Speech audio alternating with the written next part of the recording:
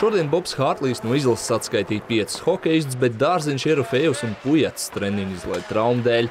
Šonadēļ Valstsvienību papildinājuši te 10 hokejisti. Viņu vidū arī Čehijas augstākās līgas uzbrucējs Roberts Bukarts. Pēc rezultatīvās sezonas viņš 10 dienas atpūtās ar ģimeni, bet ar visiem spēkiem meties izlases darbā. Roberts uzreiz izjūtas Hārtlija unikālo trenēšanas stilu. Viņš uzreiz iedod 2, 3, 4 vingrinājumus un uzreiz bez apstājas visus mācām, tāpēc tāda sanāk ļoti intensīva un tāda īsāka, bet intensīvāka. Tā kā es domāju, tas dos pozitīvu rezultātu beigās, ka čeļi būs tādi varbūt mazliet eksplozīvāki. Šodien Valstsvienības rindas papildināja arī 2014. gada pasaules čempionāta dalībnieks aizsargs Jānis Jaks. Savukārt dienu iepriekš izlasē pievienojās pat ar Washingtonas Capitals 3 gadu līgumu parakstījušais aizsargs Kristofers Binduls. Šīs sezonas beigās viņš pievienojās AHL komandai Hershey's Bears, bet tajā sanāca vien patrenēties.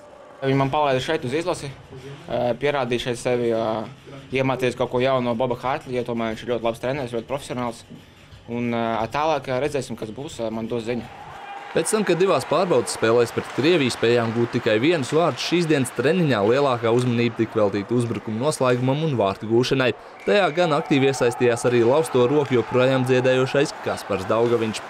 Slēdziens ir tāds, ka jāsāk ar drusku pierast ar nulli jau strādāt. Sāpes ir diezgan tādas pretīgas, teiksim, bet fiziski ar pagaidām vājš pēc mēneša pauzes, bet katru dienu labāk paliek.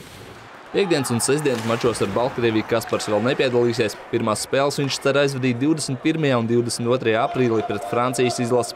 Visas pārbaudas spēles arī LTV 7 tiešraidēs.